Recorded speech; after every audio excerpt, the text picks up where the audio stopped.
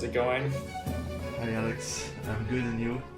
I'm not bad. I had kind of an interesting day. I ran my first half marathon, which was fun and intense, but now I'm feeling calm and like ready to talk about this book that we just read. Nice. Well, I've been less productive than you because I actually finished reading the book today. Okay, me too. It's okay. Yeah, but I had like over 100 pages to go, so it took me a little bit, but that's fine because I was I told you over my break I was reading. I had set myself the goal to read Moby Dick. Yep. For the 2 weeks of the school vacation, so I'm pretty far along in Moby Dick. I'm actually so I have 50-ish pages left, and so I had to take a break from that, and so I decided to go as further as I could to the end, and then just take a break and finish reading our book of today. Okay, perfect. So the name of the podcast is the I was going to say the French name, sorry. The name is the Franglish Library, or La Bibliothèque Franglaise. La Bibliothèque Franglaise. Yes. It's pretty simple. Alex and I are friends, but we majored in different. We're friends from different countries. He's from the US and I'm from France, and is majored in English, majored in French, and I majored in English at the university. So we have both a common interest in literature in two different languages. Exactly. And so what we've decided to do also is each episode will feature a new book, and we'll alternate between French books and English language books, and the French books we'll talk about in English and the English books we'll talk about in French. So be ready for that. Yeah. And so what's today's book? Yes. Our first book. Yeah, so today's book is called Le Dimanche de la vie, and it is a 1952 novel by Raymond Queneau. So I guess I'm the one that suggested that we read this, and part of this is because so I'm working on my thesis, working on 17th century comic novels, a specific genre called the histoire comique. And kind of in my research, this is a book that's come up several times as being a contemporary, well, relatively contemporary. It's still the 1950s, so this is about more than 70 years old now. But a book that reflects many of the kind of stylistic aspects that are characteristic of the histoire comique and could be thought of as kind of latter-day continuation of this very old 17th century genre of novel. So as I was reading this book, I was thinking a lot about the things that I'm reading for my own research in relation to this book by Raymond Queneau. Yeah, and I have to say I was a bit surprised because I had never heard about this book, and so as a good student of as a good French student, I first started reading the paratext. So in the back of the book, there's just the beginning of the first chapter. So I was a bit taken aback, and then I read there's a short introduction, and they explain a little bit the reference. There's a quote from Hegel. Yes. From which the title is taken, and I couldn't put together the histoire comique and this book. Okay. So I was really intrigued, especially the way it starts, the first sentence. I just want to say it because it's really strange. And then I understood in the first sentence, you understand kind of this. Could you read the first sentence? Yeah. It goes, il ne se doutait pas que chaque fois qu'il passait devant sa boutique, elle le regardait, la commerçante, le soldat brut. And right away from the first sentence, you have a syntactic a trick, you know, where you have the two characters put together at the very end of the sentence. And in French, I know in English it would be weird, but in French it's definitely weird. And so you have, I think the first sentence sums up the spirit of the book. Could you elaborate on that? Because like you said, it's histoire comique, you know. So histoire comique is when you have one character to whom things will happen, and it's very theological. You know, it's very it's supposed to be going from one point to the other.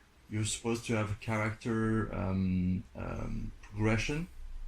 That would be the stereotypical comic novel. And even though you could argue that in some picaresque novels there's not a real progression of the character, and then we can talk about this a little bit later with this with the main character, yeah, or I would say the mainish character, because I feel like a lot of them are, I mean, the bunch that we have are all important. But and this sentence, it subverts the order of the sentence, of the canonical sentence, you know. And in this little trick, you have Queneau's style, which relies on a lot of wordplay, puns, some whimsical nods to the reader, and it's highly very well built, constructed, and at the same time it's very playful. And that's where you find the spirit of the histoire comique, you know, this very self-conscious and at the same time very genuine feeling that, yeah, we're talking about people here. Yeah. So you do feel like it corresponds well. So are you yeah. Why don't we, before we like go further, like talk about just like in broad terms what the book is about? Yeah, sure. Yeah, I think that will make it a little bit clearer. So I can just say, the main character is at the beginning of the novel, he's a soldier named Valentin Bru, who, as we've seen in this first sentence, is glimpsed by Chantal, who is a woman of a certain age, probably around 50, who sees Valentin, who's walking in his military uniform, and decides that she wants to marry him. So she's kind of an old maid. And she talks about this with her sister, and the sister kind of puts things in place so that this occurs. Valentin, he takes over the shop, and his now wife kind of disappears and starts doing some other trade that brings her money, and it's not exactly clear what it is. This is actually quite a difficult novel to summarize, I would say, in part because from chapter to chapter, I think it's really based on like a principle of like surprise and kind of constant detours, but at the same time, as Ben has mentioned, it's highly structured, and I think it really has kind of like a mirror, like a very symmetrical structure where kind of the chapters at the end really correspond to the chapters at the beginning. There's kind of like a reversal that occurs at the end. And one other kind of framing thing to say about the novel is that it takes place between the end of World War I and kind of the beginning of World War II. So this is a novel that at the time it was written was talking about something that had occurred fairly recently in history. So to some extent it has some historical elements, but I really think there's question as to whether it's like we could call it a realist novel, because it's like quite abstract in some places in terms of kind of the situation in which things are occurring. So how do you think we should start here? Should I say a few things about kind of what I picked up on? Definitely. Okay. So one thing that I would say is I was kind of reading this through the lens of like the historic comique. Kind of one of the dominant like stylistic features of the histoire comique novel is what we'd call a burlesque style.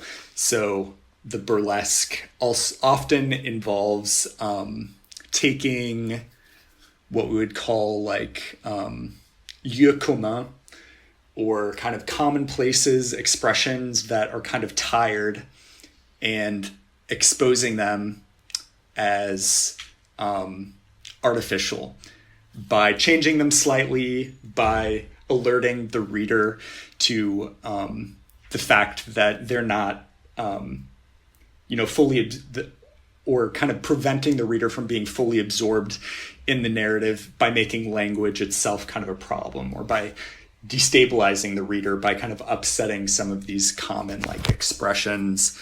And I mean, this is something that just like occurred to me like immediately as I was like in this very first chapter. So you talked about wordplay, Ben, and I think that's right. But I think also there's kind of behind that, there's like a desire to like destabilize and surprise by kind of destabilizing some like common phrases. So one of the things I highlighted was in this first scene, Julia, who will be married to Valentin, is speaking with her sister Chantal about this man that she's just seen before her window. You know what?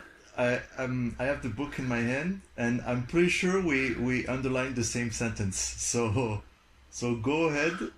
Okay. And I want to try. I want to see if we highlighted the same sentence. Well, okay. So I'll read the sentence, but Julia dévisagea sa sœur.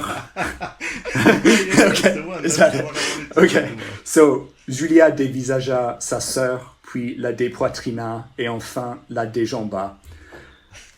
So you have this, which isn't really like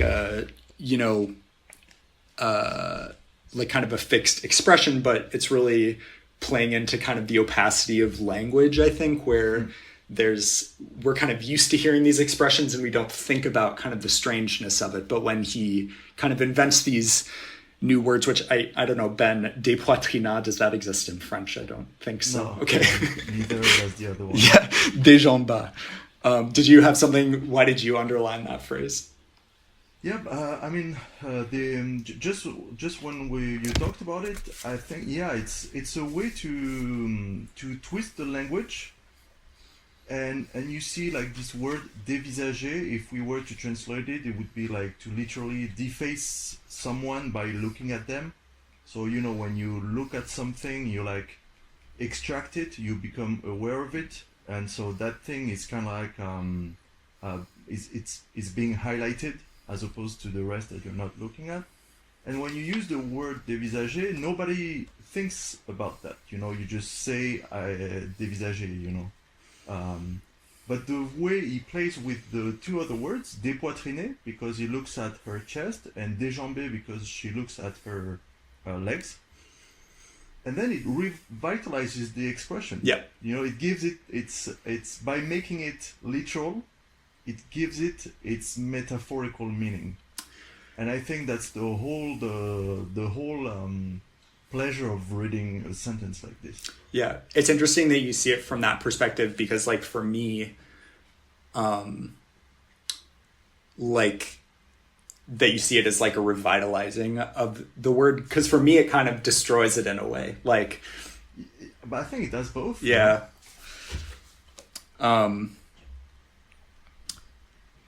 Another thing that's kind of on the same line that I saw, that every time there's a word that is borrowed from English, so things that words that are common, like in commonly used by French speakers, but kind of pass inaperçu because they're just so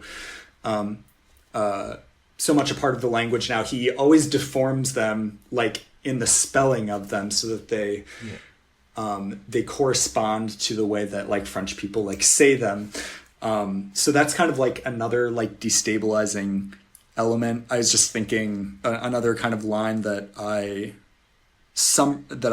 underlined, which this one's a little strange, but so from the same chapter, on the page 20,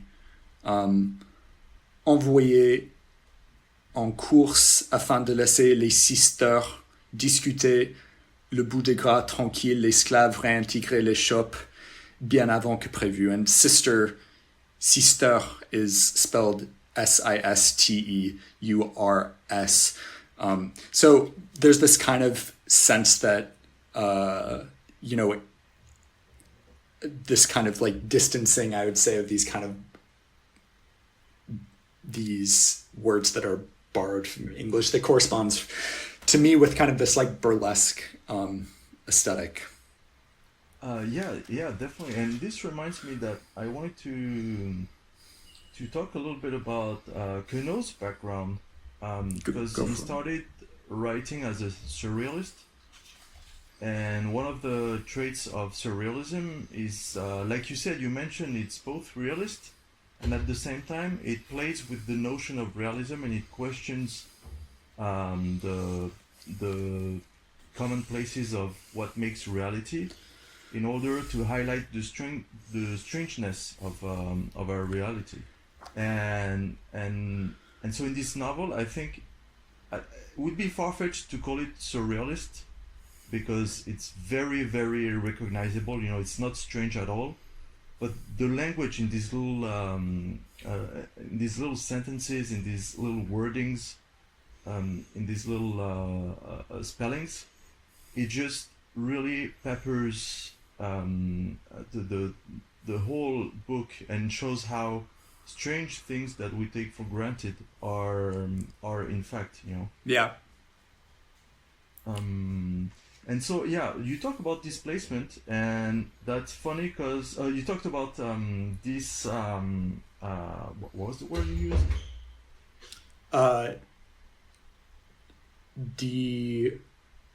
Destabilizing. Yeah. Yeah. And visager. Yeah. The theme of displacement. I think, like you said, in the or destabilization. Destabilization and displacement. And so to go back to the time frame that the story takes place in, it's strange because towards the end of the book it says that the story started 4 years ago. The book ends in 41, so it started in 37, and so you have this period. It's not like early, the in between two wars. It's really late, when a lot of people were afraid of the war, but at the same time a lot of people wanted the peace. And so that was also a period that was very unstable, And what's funny to mention is that today, if you talked about how people remember, when you talked about the World War II, especially in France, you'll talk about the resistance, how people fought to save the country.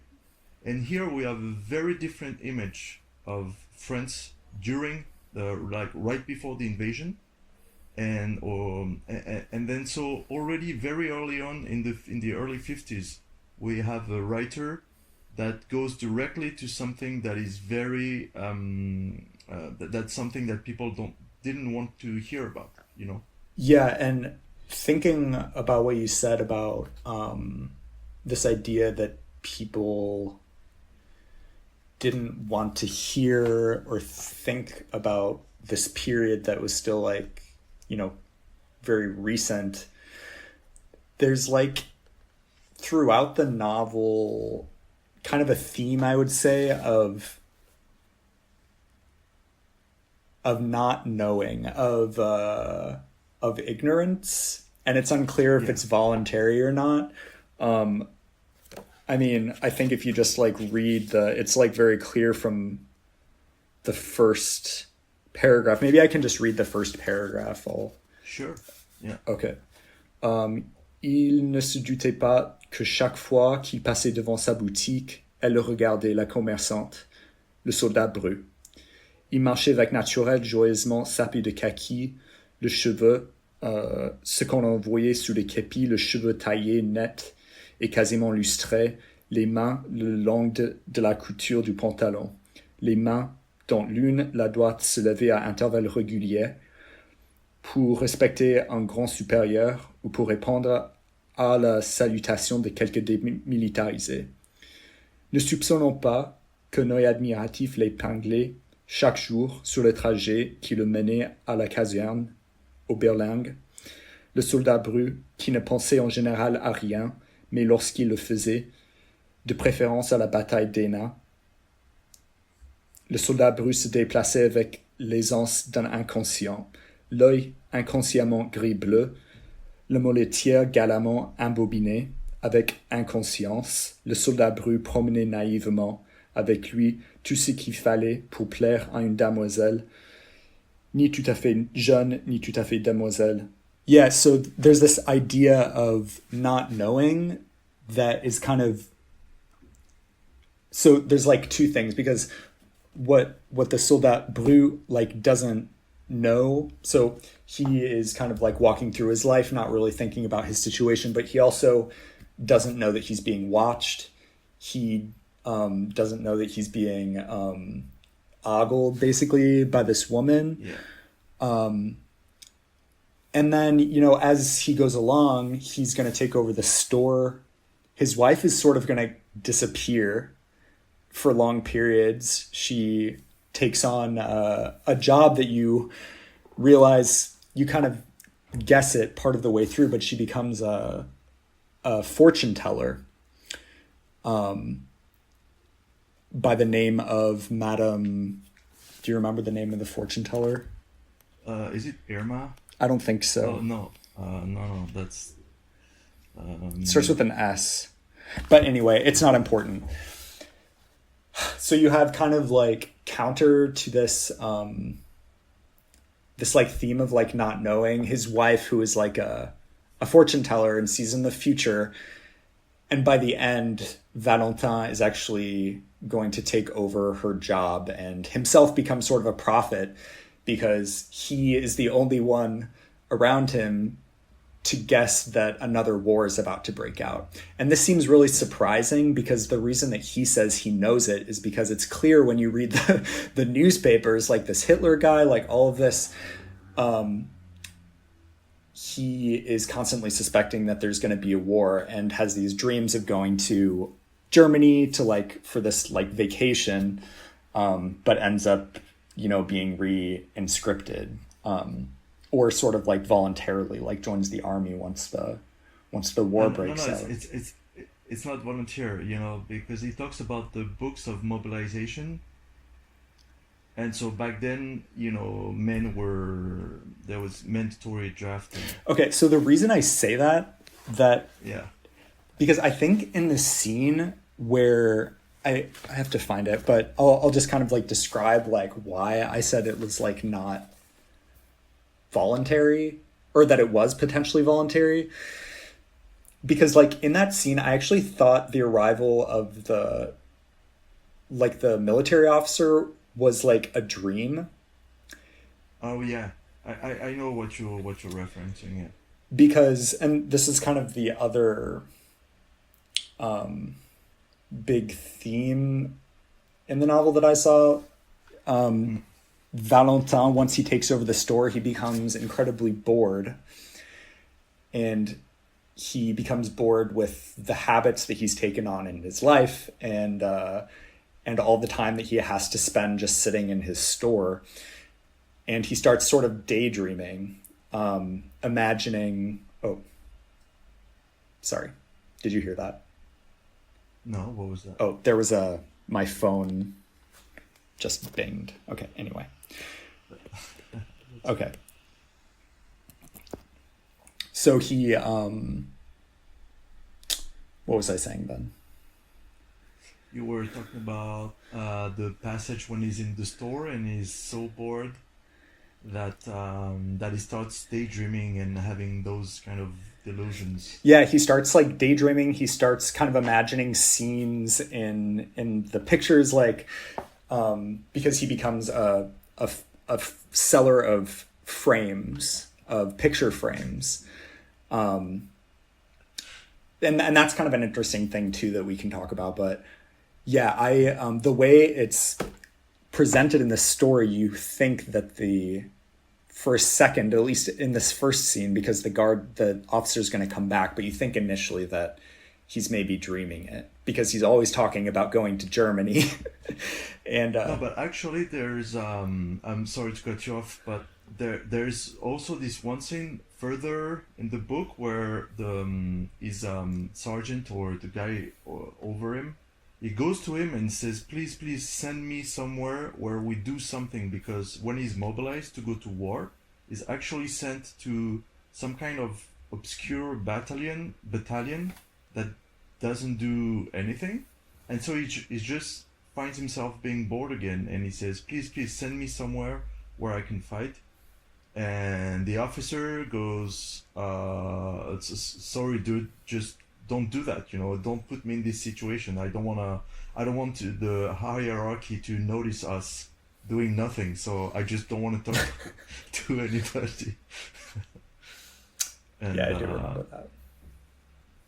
Yeah, and I just want to add something to your point where that what is interesting in this subversion of histoire comique is that usually, stories like older novels, they always end with a marriage. Yeah. Like the marriage is the end of action. Nothing happens after this point. And in this story, the story begins with the marriage. It begins not with a man chasing a woman, but it becomes with a woman chasing an unknowing man. And so there's always this flip around of expectations, and for a long time I thought that Valentin would remain sort of the same guy throughout the novel. And what I thought was interesting is when Valentin becomes this fortune teller, he impersonates a fortune teller that and that was the job that his wife was doing. And I was so confused because I didn't realize she was the fortune teller after a long time. I'd noticed that there were some weird things going on, like Julia and Julie. So the character Julia, that's Valentin's wife, and I'm going on a tangent, but I'll come back to my point. Julia is called Julia Julie. So sometimes she's referred to as Julie and sometimes she's referred to as Julia. And it took me so long to realize, up until the Valentin explicitly says it, like page 150. And I was always confused because I knew Julie was Julia, but I was like, it's not, they don't say it, nobody mentions it. And so, but it's a very tiny thing, and that doesn't prevent you from enjoying what you're reading or understanding what's going on. So you're hanging on to this feeling of that something's off. I don't quite understand what's going on here. But at the same time, you're like, okay, I'll just keep going. And so to go back to my point of the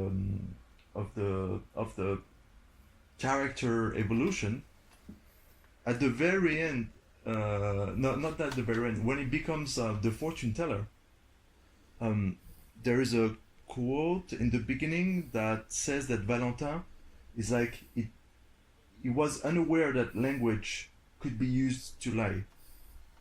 And so at this point, with fortune telling, he realizes, and it's also explicitly said, I forgot to write down the line. It's okay. But it says that now he understood that if if he said things, then people could believe him, and so all of a sudden he becomes a little bit more tricksterish, you know, not very much, but just a little bit. And so here again we have like this this weird, I mean, this change, the thing that you notice, but it's not like a tremendous change, you know, it's not like a whole change of character.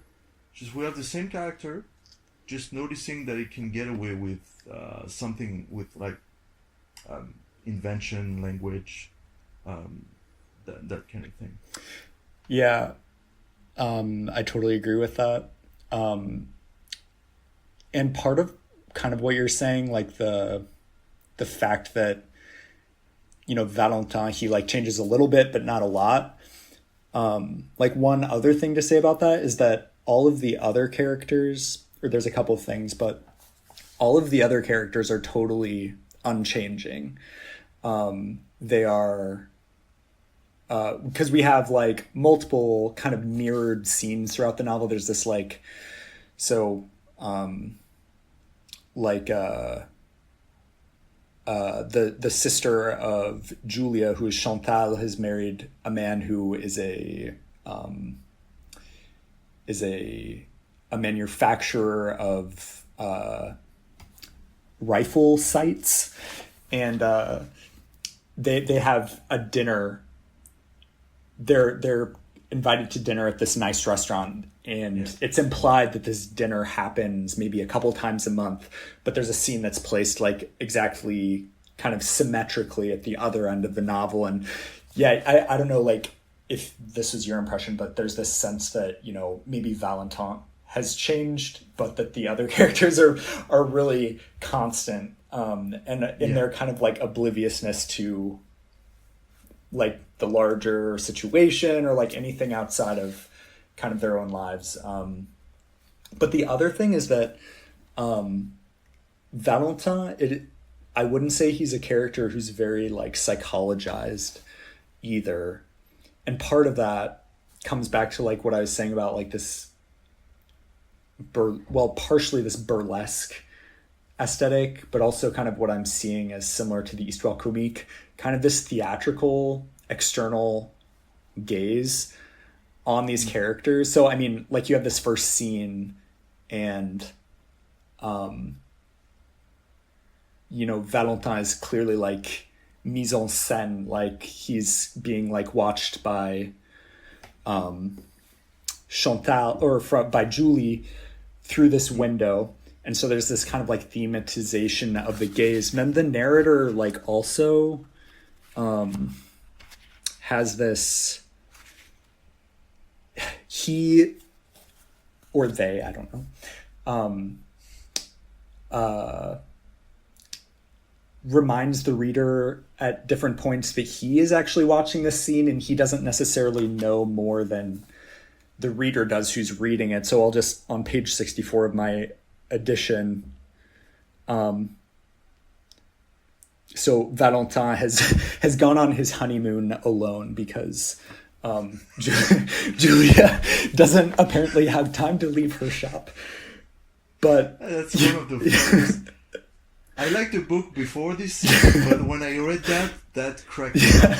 You know, that's one of the best things I've ever read. Where you're like, what's going on? But so does he goes to Belgium, right? He goes to, I think he goes to like Brussels. But anyway, so he's on the train, and this is what the narrator said.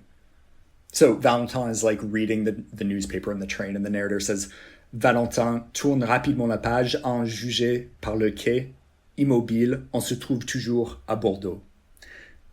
So there's a sense where like the narrator is sort of like watching this scene and is kind of judging by what he's telling you is the case. So he's like, I think this is in Bordeaux. I'm like, not sure. So there's a sense that he's like watching a film or watching a photo. And I think that has something to do also kind of with this theme of, because initially this store run by by Julie is a button shop, and Valentin turns it into a photograph frame store, and they also frequently go to the cinema. So there's this sense of like, well, in one sense that like Valentin has sort of passed to the other side of this window, like literally, and that he's now looking through a frame, and so sort of sees the world like through this theatrical gaze, but also like the narrator is also kind of in a similar position to Valentin, where he's like watching things from a distance. Yeah. Yeah, but and also at the same time there's this it's also very ironic that he sells frames. So the frames, I don't know if it's said that it has like fake photos or not. But if you are him, that is not very psychologized. Like he has some imagination, you know. Sometimes he just wonders. But then I could picture him being in this shop with all these frames everywhere, and just pointing at nothing, you know, with nothing in them. It's just frames of emptiness, and that adds a dimension of, because you know the 50s 40s, I mean especially the 40s, it was the time of existentialism. Yeah.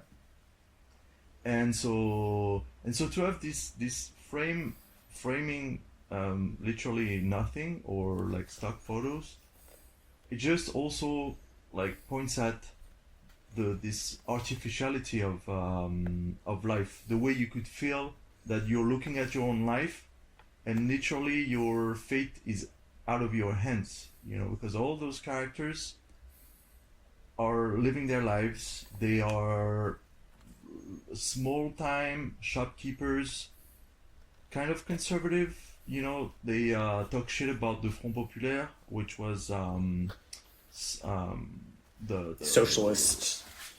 Yeah, the socialist. It was a socialist coalition, which brought about the 48-hour week or something. At the time, it was like a revolution.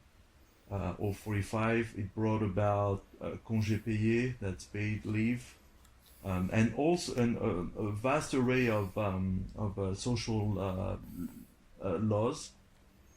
And so you have him in his little shop with his frames that frame at nothing, and he just can't make sense of his life. The only thing that he does good, the only thing where it's right, and that's also quite fun to see, is that you have this character that is meaningless. He says in the beginning of the book that he wants to be a street sweeper, and at the end of the book he ends up sweeping his shop until he goes a little bit crazy. But where he's right is that he knows that Hitler is going to attack Europe, and it's going to shed blood, and so you have the meaninglessness of life, and at the same time the awareness that if you don't like pay attention, if you just let yourself get sucked into the vacuum of the frame, then it's over, you know. Then there's a big danger, a big threat that can take over the life, you know. So there's this constant anxiety about what does it mean, what are we doing, what are we looking at, and as you think about this, then there's this actual threat that's looming in the back. Yeah. No, yeah, that sounds really right to me. Like the other kind of thing that, because you were talking about existentialism, like what I was, and I guess this is like related to existentialism, but this kind of theme of habit or like boredom, that's also very like, yeah. I was going to say like kind of Samuel Beckett-esque. That's like a big kind of like theme in his work. This idea of like how habit kind of it can either like deaden your senses or kind of open up new vistas, even if they're like dark and kind of strange. And so yeah, it's kind of weird because in a sense, like his job as like a framer turns him on initially to like this kind of artificial, like habit driven life. But also ultimately gives him this kind of like time to think and to like see that his life is being regulated by habit and by the passage of time that he like can't control. And he's constantly trying to like control time. Like in his mind, he's thinking about, there's multiple scenes where he tries to watch the clock. Like literally, he's like, I can only watch the clock for 4 minutes at a time without looking away, or like, you know, watching every time that the minute hand or that the second hand clicks. And ultimately, yeah, I mean, he does get deeper into this like obsession with time when he becomes like a fortune teller, like at the end. And then at the very end of the novel, there's like Valentin is going to go to war and then be discharged and return to Paris. And it's pretty clear that he's not going to go back to the shop. He's not going to go back to Julie. But Julie goes to Paris and she sees him through the window of the train. Kind of exactly in a similar way, exactly to the first scene of the novel where he's dressed as a soldier. Yeah. And so he's like passed to the other side of the frame. Yeah. So yeah, he has kind of like he has sort of changed, but he's also kind of gone back to the same place, you know?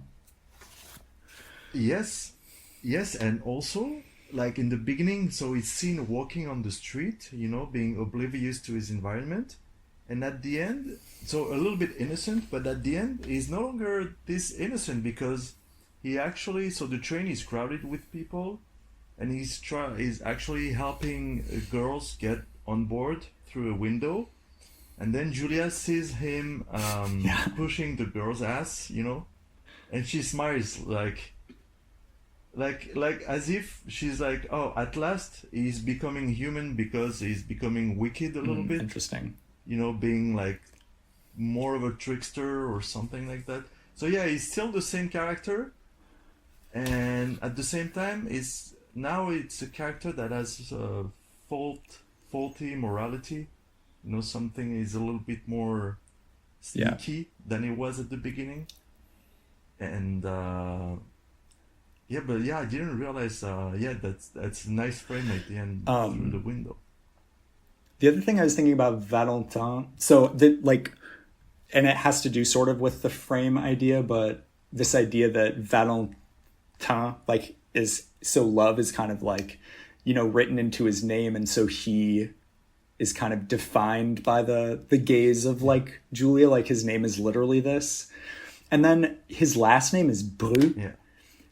And is that in German? Yeah. Does it mean like, or what is it? Does it mean like woman, or does it mean girl, or is it? I wondered. I know that in French, a Bru, it's daughter-in-law. Daughter-in-law. But yeah. That's what it is. That's literally what it means, but it's a little bit strange. Well, because he does, you know, when he becomes the fortune teller, he impersonates his wife. So he gets permission from like the municipal, I don't know, authority to walk around dressed as a woman at some point. So there's also this idea that his name is like, you know, there's this idea of like some sort of latent like femininity or like a reversal that's kind of weird, like with the idea of like Valentin, like he's this sort of like hunk of meat that Julie's like, you know, longing for, and then there's also this sort of like feminine, you know, reversal that comes in it. I remember like a couple of not a couple of minutes, but a while back I said that there's not one real main character. And go ahead. About Valentin a lot. So there is definitely a main character. No, that's true. But what about the rest? You know, like there's something that I enjoyed, a small detail, but I think it's quite telling. Is you know Paul. So there is Valentin, who's married to Julia Julie. Julia Julie's sister is called Chantal, and she has a husband that's named Paul.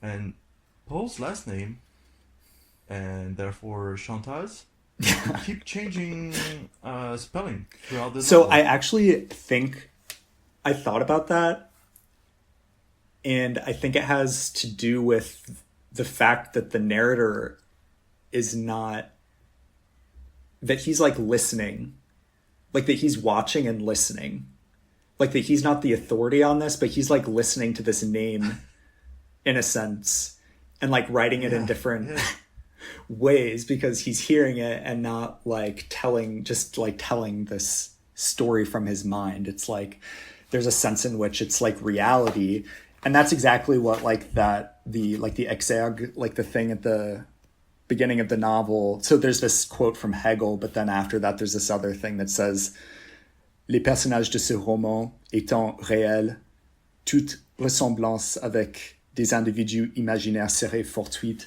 So there's a sense in which like these are real characters that he's like watching like live their lives. And so I think he's sort of like listening and then like transcribing this name that he just spells different ways because it like, you know.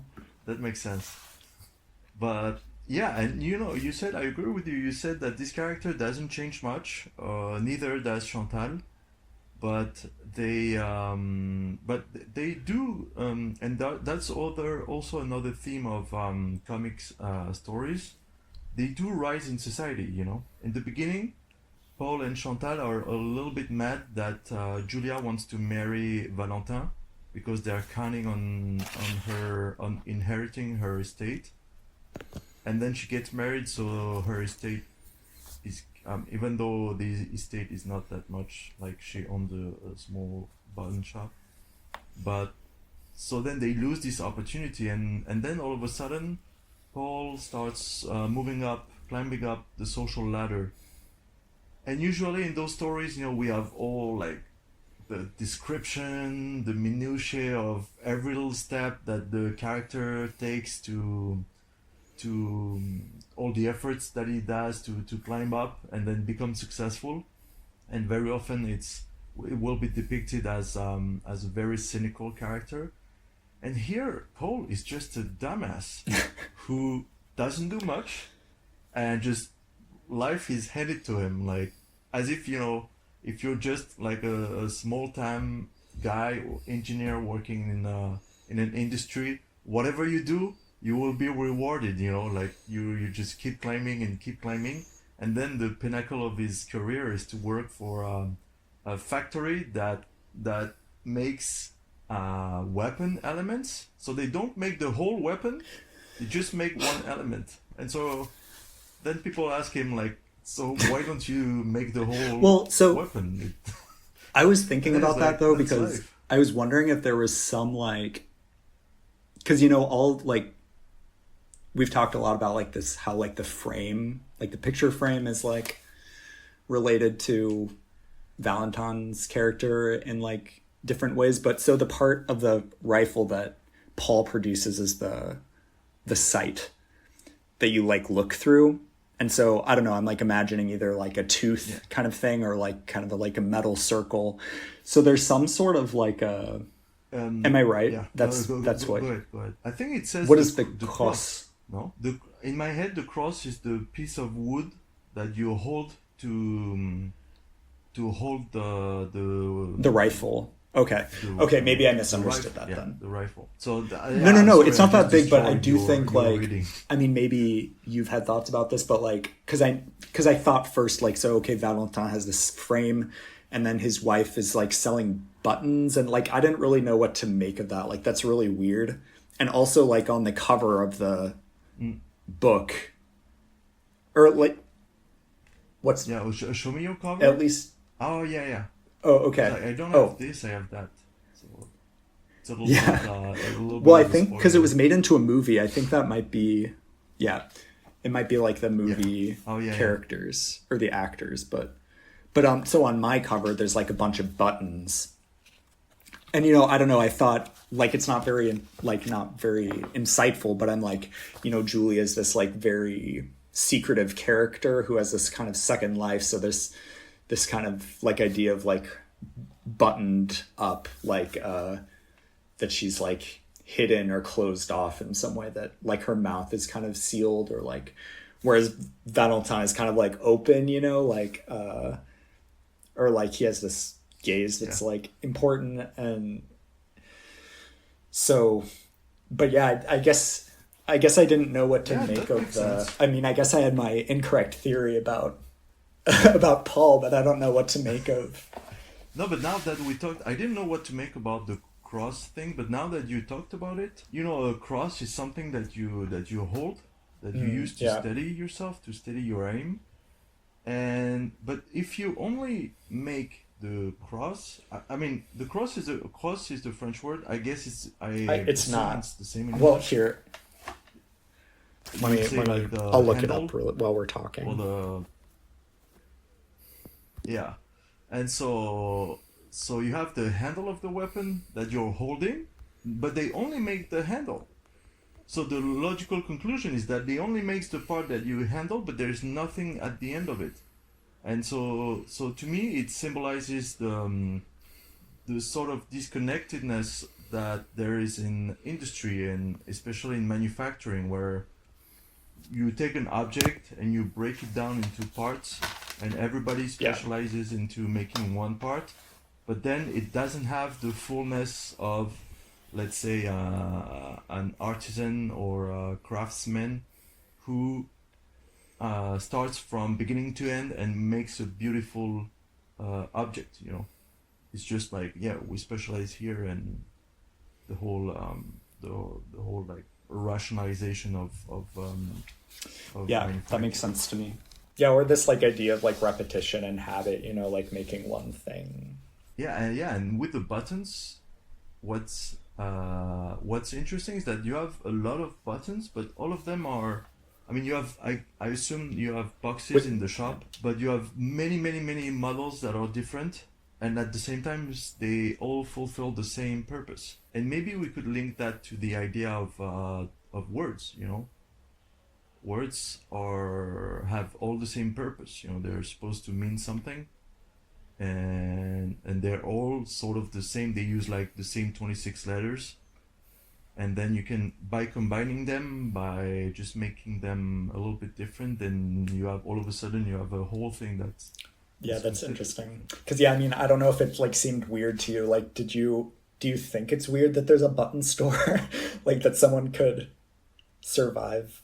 But I think, I thought about that, and I think it's just a period thing, because I remember when I don't know if you remember, but when Valentin has his frame shop, and he wants to specialize, he wants to do something else to survive, because you know his shop is going under, he doesn't make any money, so he wants to do something else. But everyone on the street is a small shopkeeper, so everyone goes to him and say, "Come on, man! If you specialize in something, then you're gonna steal my clientele," you know. So I think it's more, it has to do with the way stores were run back in the day, where it's not like today where everybody is an employee of someone else, you know. No, that's interesting. Oh, there's one thing I wanted to mention. Okay, do you mind if Please. I read 2 pages? So this might be a little bit long. So Can you tell me what page you're on? Page 151 to 152. I will start towards the middle. It's you know, when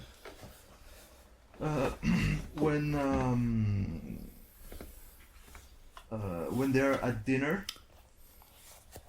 and they talk about the colonies, and it basically, the passage talks about international relations between France and the rest of the world, and I think it displays perfectly well the 3 ways in which nationalism is not only dumb, but I mean, it's both cruel because it's dumb.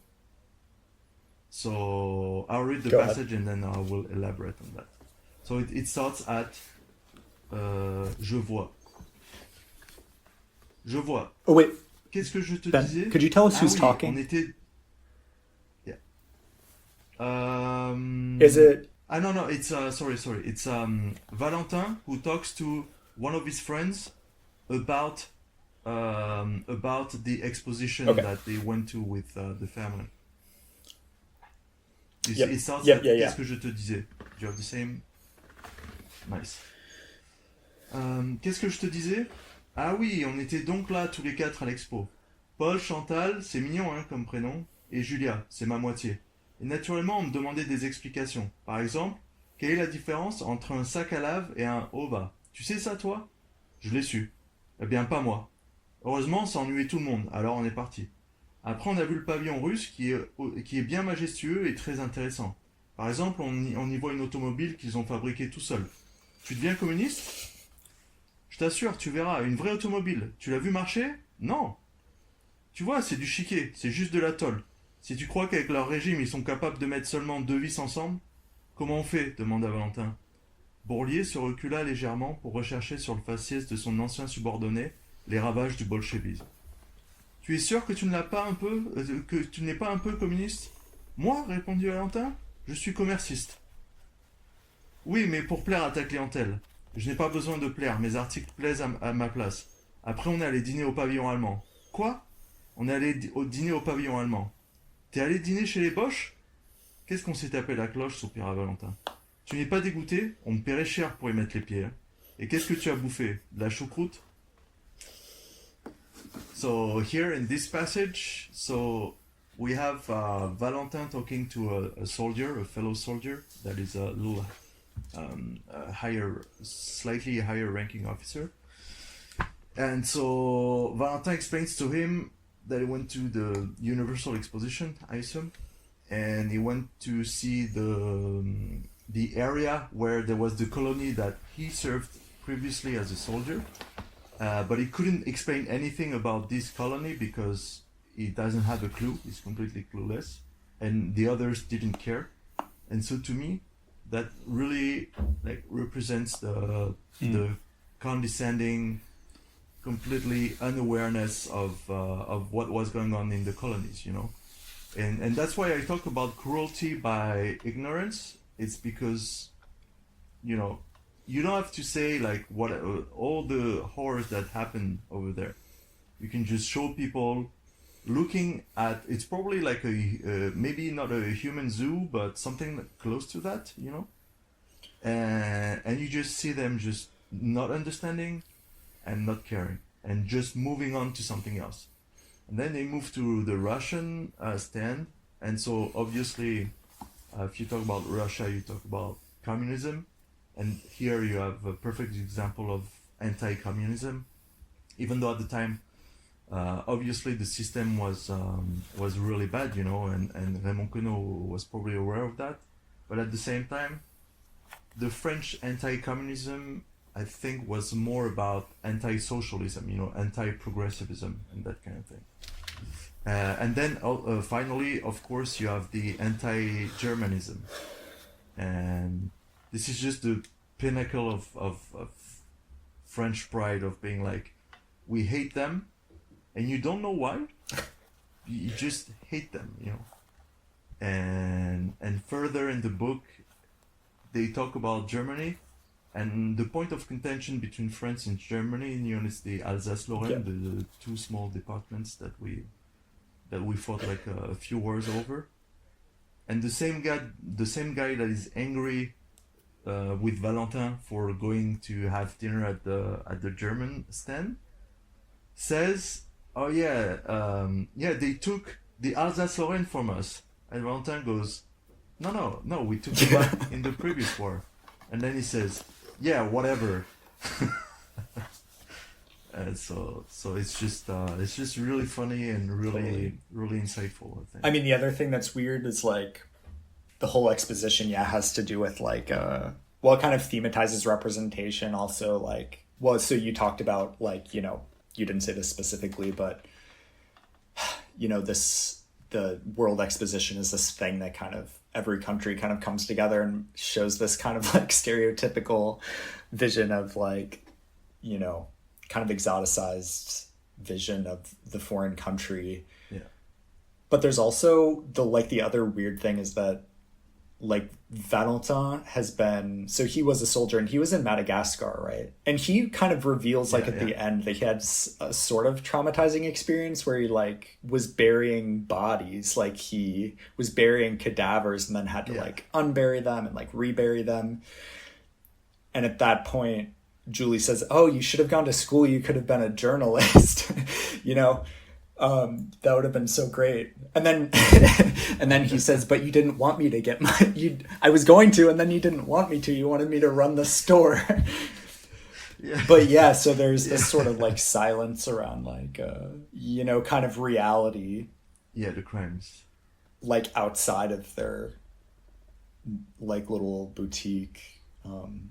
Or kind of their little like bourgeois lives. Yeah, and it's very in keeping with the quote from Hegel, you know, le dimanche de la vie. So it's people that are neither really, really bad to the core, they're not good, they're just like this type of everyday, like I think they impersonate like statistics, you know, like if you take a scoop of everyone, then you get these mildly short-sighted, unaware, not really good, sometimes good, mostly not good. And at the same time, what he says in the quote is that you can't really hate them either. You know, it feels really human in the way that they have a very weak grasp on everything that. Yeah, and that kind of makes me think too of like the whole theatrical. Maybe you weren't like picking up on this just because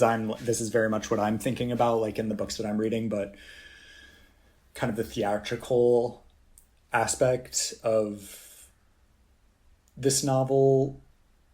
And I say theatrical in the sense that there's sort of like a distanciation that's also comic.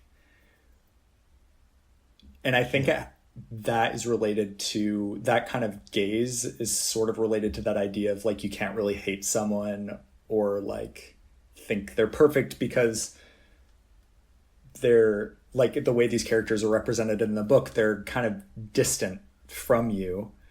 You have this sense of like watching them. You're not like in their heads. You're kind of watching them from the exterior, like from a distance. Yeah. And so that's kind of like the comic element, or what I see as kind of being like the way that that comedy works into this. And like, so maybe I'll just read like a short passage because I thought, let me find it. So this is the reason like initially I like highlighted this because it's like a part where I kind of like laughed out loud, or I thought like it really struck me just like on as being very funny, but then I was like, oh, this kind of has a theatrical dimension to it that like makes that comic part of it work.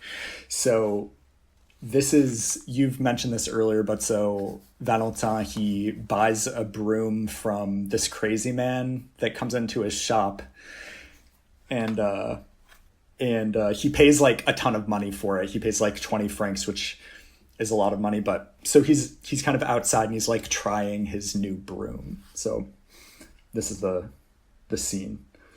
It's just 2 paragraphs. It's on page 173. Oh, yeah.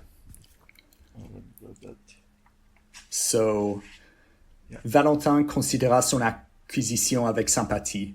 Un clébard passant crottant lui permit d'essayer son ustensile sur le bout du trottoir qu'il considérait comme sien et pour la propriété duquel il lui arrivait souvent de collaborer avec les fonctionnaires de la ville de Paris chargés de l'assurer. Le résultat s'avérait satisfaisant. De l'autre côté de la rue, à 5 maisons de là, sur la gauche, Houssette, du pas de sa porte, lui cria « Faudrait l'en mettre un bouchon à ces sales bêtes ». Valentin n'entendit pas distinctement cette proposition qu'il aurait certainement contestée si on en avait perçu la signification et répondit en agitant joyeusement son balai comme un drapeau. Ce qui fit rire Houssette, plein d'indulgence pour Valentin, comme d'ailleurs les autres commerçants du quartier. So, I think like to the thing that I thought was really funny was this like total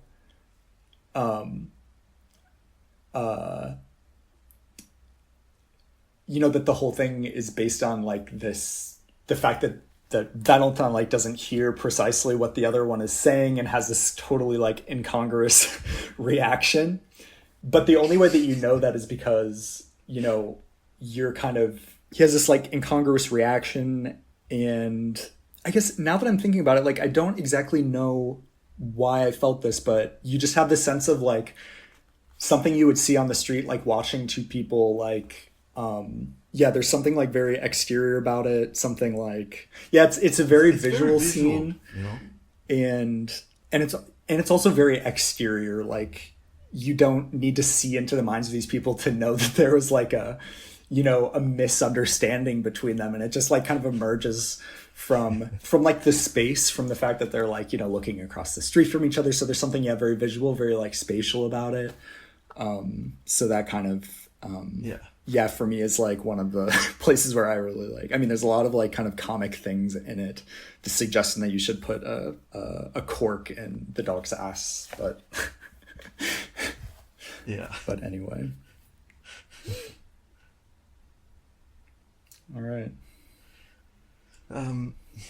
I think that's a great way to put a cork in it. The first episode. Yeah. Yeah, to put a cork in the dog's ass.